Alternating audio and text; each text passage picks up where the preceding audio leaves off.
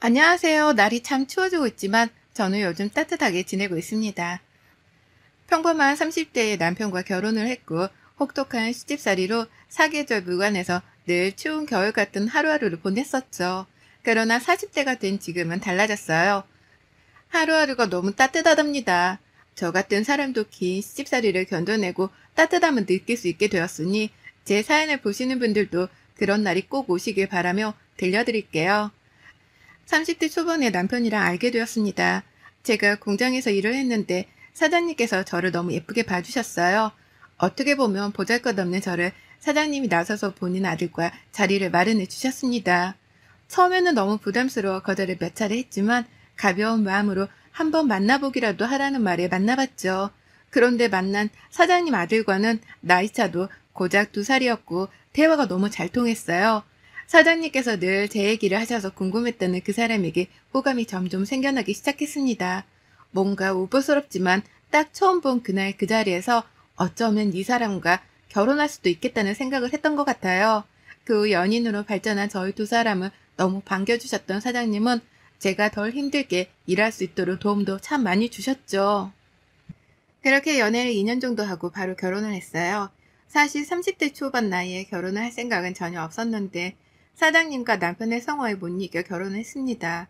저희 집은 평범한 집안이고 넉넉하지도 않았기에 제가 다 결혼 준비를 해야 했는데 그게 좀 부담이었거든요. 시부가 사장님인데 얼마나 잘 살겠습니까? 워낙 평판도 좋으시고 여유도 있으신데 그런 집에 제가 들어간다니 믿기지도 않았어요. 그러나 시부와 남편은 돈 걱정을 지금도 앞으로도 하지 말라며 저를 안심시켜 주셨고 덕분에 마음이 놓였습니다. 어떻게 보면 딱히 제가 한 것도 없이 시집을 가게 되었죠. 사실 결혼 전에 고민이 있던 건 시부와 남편은 너무 좋지만 시부는 그렇지 않았다는 거였어요. 본인 아들이 너무 아깝고 손해보는 결혼이라며 대놓고 말씀하셨죠. 혜민이 너는 전생에 뭐를 했길래 우리 집안에 시집을 타오니? 참, 네 팔자 펴서 아주 좋겠다. 솔직히 외아들은 우리 혁준이가 너 같은 애랑 결혼한다기에 내가 뒷목 잡고 쓰러질 뻔했어.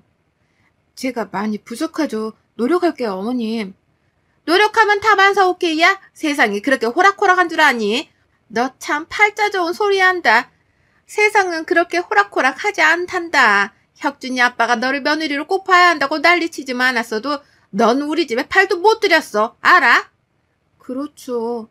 앞으로 너 하는 거 지켜볼 거야. 누가 봐도 믿지는 장사를 우리 가족이 했으니 넌 잘해야겠지. 어? 나를 화나게 하는 일은 없었으면 좋겠다. 용서할 수 없을 것 같으니까. 알아들어? 네, 알겠습니다, 어머님. 시몬은 대놓고 면박을 주는 게 한두 번도 아니었고 저를 보자마자 인상을 찌푸리는 특유의 표정도 참 많이 보여주셨어요. 그거 볼 때면 마음이 참 씁쓸했지만 적극 참았습니다. 남편이 너무 좋았거든요. 이런 사람과 내가 결혼하다니 싶었습니다. 꼭 금전적인 부분이 아니고 정말 사람 자체가 좋았어요. 거기도 시부는 얼마나 좋은 사람인 줄 제가 잘 아니까 놓치고 싶지 않았던 결혼이었습니다. 결혼 후 시댁 근처에 살았는데 참 힘들었어요. 제가 결혼하고 나서 시부와 남편은 일을 그만두라고 하셨고 한순간에 주부와 백수가 된 저는 시모의 수행비서처럼 온종일을 함께 해야 했죠. 세아가 너 이제 공장에서 힘들게 일하지 말고 집에서 편하게 쉬어라. 계속 그렇게 힘들게 일하면 너 몸 망가져서 못 써. 지금껏 충분히 일했으니 이제 집에서 편하게 있으면서 아기 낳을 준비해라. 이세 부담 주는 건 아니니까 부담 갖지 말고. 아버님 아니에요. 저 아직 젊은데 일하고 싶어요. 아니다. 이 집에 멀쩡한 사내가 있는데 뭐하러 세아가 너까지 돈을 벌어. 충분하니까 편히 쉬어. 그동안 힘들게 산 세월 보상받는다고 생각하고 편하게 생각해라. 그래, 아버지 말 들어. 시아버지가 사장이고 돈 잘 버는 남편이 있는데 왜 당신이 나가서 고생하고 그래. 시부와 남편은 마치 저를 보호해주는 울타리 같은 존재였어요. 어떤 상황이든 늘 저를 먼저 생각해줬고 배려해줬습니다. 그러나 시모는 이런 모습도 마음에 들어하지 않았어요. 너 지금 시간이 몇인데 아직도 자는 거야? 네? 아니에요, 어머님. 저 일어나 있어요. 너 앞으로 일어나면 바로 전화해. 알겠어? 나 옛날에는 시댁 가서 안부 인사를 매일 해야 했어. 이 정도면 많이 봐준 줄 알아. 알겠어? 그리고 오늘부터 집으로 와서 음식도 배우고 살림도 배워라. 알려줄 때 감사하게 여기고. 아, 네, 어머님 지금 갈까요? 그럼 언제 올 건데? 하나부터 열까지 내가 다 말해줘야 하니. 어련히 알아서 눈치껏 좀 행동해. 당장 와! 시모는 이날을 시작으로 남편이 퇴근해서 올 때까지 저를 시댁에 가둬두고 이것저것 부려먹고 일을 시켰어요. 심지어 시댁에서 일하시던 이모님도 휴가를 줘버렸더라고요. 그 큰 집을 저 혼자 쓰고 닦고 청소를 하는데 참 너무하다 싶었습니다.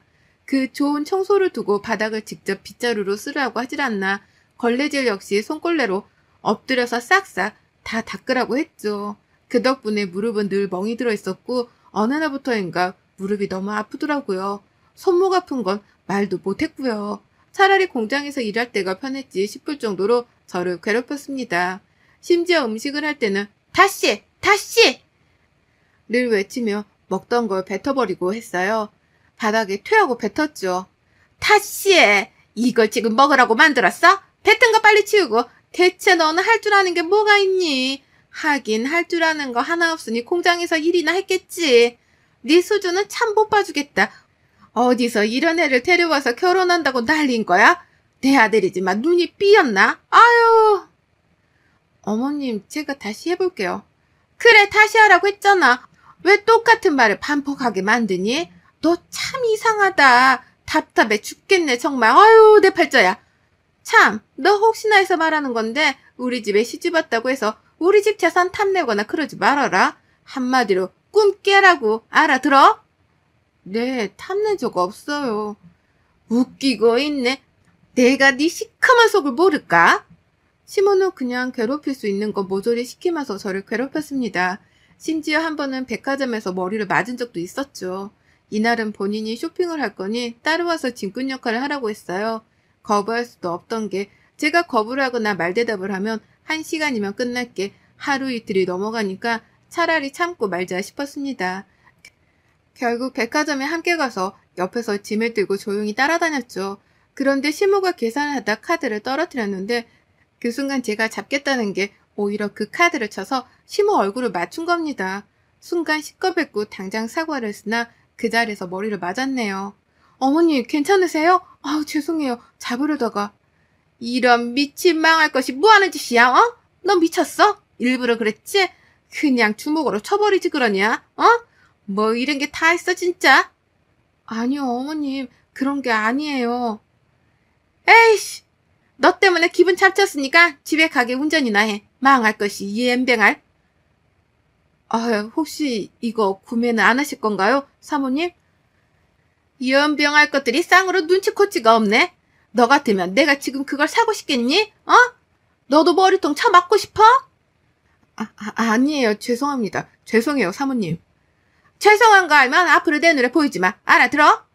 시모는 유명했어요. 인성 쓰레기로 말이죠. 오죽하면 옆에 있는 저를 보는 눈들이 다 동정한 눈빛이었고 어딜 가면 시몬 몰래 제게 뭐 하나라도 챙겨주려고 늘 했습니다. 반대로 시부는 정말 평판이 좋으셨고 시모처럼 무례한 사람을 절대 가만두지 않았어요. 그러다 보니 시부 앞에서 시모는 타인에게 친절한 척 연기를 했습니다. 그러나 시부 앞에서도 제게는 쌀쌀맞게 굴었죠. 너무너무 힘들어서 참고 견디다 남편에게 말한 적이 있었어요. 이때가 남편이 하던 일을 정리하고 시부 공장을 물려받아서 사장으로 일을 할 때였습니다. 여보, 내가 정말 참아보려 했는데 못 참겠어. 어머님이 저러시는 게 너무 힘들고 버거워. 그냥 나 공장 가서 일하면 안 돼? 어? 제발.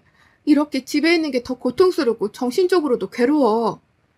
내가 사장인데 당신이 거기서 직원을 일하면 체면이 안 서지. 힘든 건 알고 이해하는데 조금만 참아봐. 이런저런 핑계로 이사를 가던가 해보자. 정말이야? 이사 갈 거야? 제발 여보 하루빨리 가자. 어? 그래 알겠어. 그렇게 힘들면 얘를 갖자. 당신이 임신하면 엄마도 솔직히 아무것도 못 시키지 않겠어? 이런 마음으로 아이를 갖는 건 아이한테도 못할 짓이야. 그건 아니라고 생각해. 당신 편하라고 말해본 거야. 뭐 방법은 생각할수록 많아질 테니까 한번 생각을 해보자. 그래 알겠어. 고마워 여보. 남편은 사장이 되면서 일이 많아진 건지 늦게 귀가하곤 했습니다. 그런 남편을 보며 저는 너무 열심히 해주는 것 같아서 다행이고 고마웠어요. 그런데 시부에게 연락 한 통을 받았죠. 세아가 나다. 다름이 아니고 요즘 혁준이 집에 언제 들어오니? 네? 일이 많아서 거의 새벽에 오고 있어요. 새벽? 새벽에 온다는 말이야? 매일? 네. 일이 많고 바쁘다고 하더라고요. 빨리 와야 2시 있고 4시 사이쯤 오는 것 같아요. 그래, 알겠다. 잘 지내고 있지? 바로 옆에 사는데 우리만 얼굴을 제대로 못 보는 것 같네. 그러니까 말이에요. 그래, 조만간 주말에 저녁이라도 함께 하자. 뜬금없는 시부의 물음이 조금 이상했지만 대수롭지 않게 여겼습니다. 남편의 귀가 시간이 점점 더 늦기 시작했고 아예 외박까지 하고는 이른 오전에 제게 옷과 속옷을 가져다 주라고 연락을 하기도 했어요. 여보, 나 깜빡 잠들었는데 속옷이랑 옷 좀 가져다 줄래? 똑같은 걸 입고 근무하기가 조금 그래서 오늘 중요한 미팅도 있고. 알겠어요. 지금 갈게. 전 남편이 너무 열심히 일하는 줄 알았는데 공장에 들린 김에 오랜만에 함께 일하던 동료들을 만나서 점심을 먹으며 들은 얘기로 생각이 달라졌어요. 이야, 우리 혜민이 얼굴 핀 것 봐. 역시 돈이 최고지? 그런 부잣집에 시집가면 삶이 어때? 세상 공기가 달라? 무슨 소리야. 안 그래. 난 오히려 여기서 다 같이 일할 때가 더 좋았어. 웃기지? 에? 이게 무슨 배 아픈 소리야. 너 어디 가서 그렇게 말하지 마. 욕 먹는다? 그나저나 요즘 공장이 많이 바빠? 새벽까지 있어야 할 정도로? 누가 새벽까지 있어? 전혀 아닌데? 내가 이런 말을 해도 될지 모르겠지만 사장님, 그러니까 너희 남편 저대로 두면 안 될 것 같더라. 예전 사장님도 이 상황을 제대로 모르시는 것 같아서 걱정이야. 이러다 하루아침에 공장 문 닫고 백수되면 어쩌냐고 다들 걱정이거든. 왜? 무슨 일인데? 무슨 일은 일을 안 해, 일을. 미팅도 안 하고 맨날 놀러만 다니니까 솔직히 우리가 할 일도 없는 거야. 근무 시간인데 일거리가 없어서 손 놓고 있다니까. 그게 불편해서 거의 매일같이 공장 대청소나 하고 있어. 우리가 일이 바빠서 힘들었지 언제 이렇게 안 바쁜 적이 있냐고. 이게 다 사장님 일을 안 해서 그런 거지. 뭐야? 정말? 미팅도 많고 일 바쁜 줄 알았는데? 야, 전혀 아니야. 제대로 알아봐. 그리고 예전 사장님께도 말 좀 해봐. 이러다 진짜 공장 망할까봐 무섭다. 심지어 지금 2달째 급여도 제대로 못 받은 사람도 있대. 이거 심각한 문제잖아. 내가 여기에 10년 다니면서 단 한 번도 급여 문제로 걱정한 적 없는데 요즘은 무섭다니까? 이러다 퇴직금도 못 받을까봐 미리 땡겨받을까 싶어. 저는 동료의 말을 듣고 너무 충격을 받았어요. 그러나 남편에게는 티내지 않고 시부에게 말을 할 참이었죠. 하필 안 좋은 일은 같이 몰아서 온다고 시부에게 말을 하려고 시댁에 갔을 때는 분위기가 좋지 않았어요. 세아가 왔니? 네, 아버님. 그런데 2분 무슨 일 있으세요? 아유, 내가 못 살아. 이봐, 집안에 사람을 잘 들여야 한다고 했지? 저거 온 뒤로 잘 풀리던 일들도 안 풀리잖아. 멀쩡하던 당신이 어떻게 하루아침에 간암이냐고. 말도 안 돼. 네? 간암이요? 아버님이요? 아버님 병원 어디로 가신 거예요? 확실하대요? 아이고, 별거 아니니까 걱정 말아라. 내가 또 가진 게 돈밖에 없으니 최고 병원에 최고 의사한테 수술 받으면 금방 회복할 거야. 걱정 마. 웃기지 마. 당신 그렇게 여유 부릴 때 아니거든. 당장 입원하자. 1인씩 빼줬다고 하니까 가자고 얼른. 세아가 너는 집에 있거라. 놀랄 거 없어. 울지 말고. 네가 왜 울어 울기는? 이게 다 너 때문에 벌어진 일인데 네가 똑바로만 했어봐라. 우리 집에 이런 불행이 찾아왔겠어? 저딴 게 들어온 뒤로 똑바로 흘러가는 일이 아주 하나도 없어. 제게 시부의 간암 소식은 정말 세상이 무너지는 기분이 들 정도로 절망적이었고 눈물이 앞을 가렸어요. 저는 남편에게 전화해서 당장 알렸으나 남편은 또 일핑계로 늦게 들어왔죠. 이것저것 평소에 좋아하시던 찬거리도 만들고 챙겨서 병원으로 갔습니다. 그런데 들으면 안 될 얘기를 들어버렸죠. 제가 딱 갔을 때 시무와 의사가 밖에서 대화 중이었는데 그걸 듣게 되었어요. 거두절미하고 딱 말해보세요. 그래서 저 사람 죽어요, 안 죽어요? 사모님, 생명에는 지장은 없으니 걱정 마세요. 수술 최선을 다해서 할 거고 저희 의료진들 다 실력 뛰어나니 믿으세요. 아니, 지금 그게 중요한 게 아니라 간암이 심각하다면서요. 왜 안 죽죠? 거참 신기하네. 너무 열과성을 다할 필요는 없어요. 쉬엄쉬엄 하자고 이럴 때 쉬는 거 아니겠어요? 아유, 저 인간은 명줄도 기네. 아우, 내 팔자야. 저는 진짜 충격을 받아서 말이 나오지 않았어요. 어떻게 병상에 누워있는 시부를 두고 저런 말을 하지 싶었죠. 그때 깨닫게 된 것 같아요. 시모와 시부의 관계는 결국 시모가 돈을 목적으로 유지되고 있었구나를 말이죠. 못 들은 척 한참 후 병실로 들어갔는데 환자복을 입고 수액을 맞고 있는 시부를 보니 가슴이 아팠습니다. 뭐야? 너 언제 왔어? 연락도 안 하고 오니? 여기가 무슨 네 친구네 집이야? 거참, 자꾸 왜 그렇게 새아같아 살살맞게 굴어? 당신도 자꾸 편들어주지 마. 편들어주니까 저 모자란 게 기고만장하지. 왔으면 할 거 하지. 왜 그러고 서 있어? 아버님 괜찮으세요? 이거 아버님이 맛있다고 하셨던 거 만들어서 조금씩만 싸왔어요. 식사 잘 나올 것 같아서요. 입맛 없으실 때 조금씩 꺼내서 드세요. 야, 여기가 1인시고 특식 먹을 건데 너 따위가 만든 반찬이 눈에 보이겠니? 어디서 음식물 쓰레기를 처리하고 있어? 그리고 수술하고 이러면 금식인데 약 올리냐? 생각이 없어? 아버님 그 간병인은 따로 두실 거예요? 어떻게 하시기로 하셨어요? 너 내 말 무시하냐 지금? 거참 그만 좀 하래도 세아가 간병이고 뭐고 아무것도 신경 쓰지 말고 집에 가 있어. 병원에 오래 있으면 안 좋다. 제가 할게요 아버님. 간병 있으면 서로 불편하고 힘드니까 그냥 제가 하게 해주세요.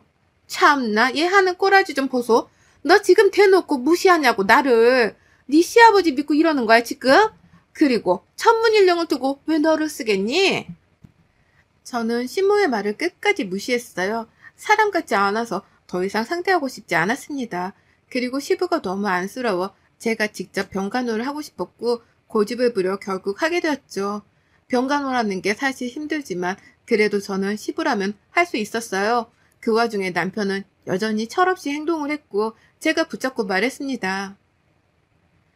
당신 정신 차려. 정말 왜 그래? 원래 이런 사람 아니잖아. 아버님 병상에 계시면 당신이라도 정신 차려서 행동해야지. 왜 그러는데 정말. 내가 사장이고 우리 집 재산이 얼마인데 뭔 일을 해야 하는데. 공장은 어차피 알아서 굴러가. 그니까 잔소리 좀 하지 마. 어? 당신 고분고분 한 줄 알았더니 아니네. 뭐야? 정말 왜 그래? 미친 거 아니야? 아버님이 평생 지켜온 공장이야. 심각하게 생각해야지. 야야, 까불지 마. 조용히 있어 그냥. 이게 잘해주니까 기어오르네? 남편은 제게 선을 넘었고 이날 이후 시모랑 다를 것 없이 제게 행동했습니다. 시부 간병도 솔직히 힘들었지만 마음은 불편하지 않았어요. 다만 남편과 시모의 행동에 점점 더 지쳐가고 있었죠. 제가 결혼한 게 아니라 마치 이 집 노예로 들어온 기분이 들었어요. 그 후 긴 시간 끝에 시부는 회복을 하셨고 집에서 요양을 하셨습니다. 그 곁을 늘 지켰고요. 하루는 저를 불러 말씀하셨습니다. 놀라지 말고 들어라. 내 아들이지만 저 자식 사람 만들기는 글렀어. 여자도 있고 그 여자랑 놀러 다니느라 돈은 흥청망청 쓰고 공장도 말아먹으려고 하고 있더라. 세아가 너가 그 자리를 대신하고 내 아들과 이혼해라. 내 재산은 모두 너에게 줄 거니 새 인생 살아라. 나도 이혼하고 싹 다 정리하고 조용히 살 거다. 정말 충격적인 얘기였지만 남편의 외도 증거를 이미 다 확보해 두신 시부의 굳은 다짐을 보고 전 이 악물고 분에 넘치지만 사장 자리에 앉게 되었어요. 며칠 내내 밤을 새더라도 공장 복구하는데 힘을 썼고 저를 인정해주지 않던 직원들은 저를 인정해주기 시작했죠. 이 과정에서 시부의 도움으로 최고의 변호사들을 통해 이혼 절차도 밟았습니다. 남편의 외도와 시집살이가 결정적 사유였고 남편에게 위자료까지 받아서 나왔어요. 공장의 위자료에 시부의 재산까지 받은 저는 솔직히 평생 놀고 먹어도 충분했지만 공장을 지키는 걸로 시부에게 은혜를 갚기로 결심했죠. 시부와 남편은 노발대발했지만 결국 저와 시부에게 벌어진 저들은 처참한 인생을 맞이하게 되었습니다. 제가 자리를 잡고 안전해진 걸 본 시부는 지방으로 내려가셨고 전원주택에서 편히 살고 계세요. 몸도 많이 회복하셨지만 주기적으로 함께 병원을 가고 있습니다. 이혼 후 지금껏 명절이면 외로우실까 친정 식구들과 시부 이렇게 모두 시간을 보내고 있어요. 그리고 자주 내려가서 시부와 시간을 보내고 있답니다. 제게 시부는 아버지 같은 분이라 남은 생을 외롭지 않도록 함께 해드리려 해요. 너무 고통스럽고 처참한 시간 뒤에 시부가 계셨기에 전 오늘도 내일도 숨쉬며 두 다리 뻗고 잘 살 수 있답니다. 여러분의 생각은 댓글로 남겨주세요. 오늘도 시청해 주셔서 정말 감사합니다.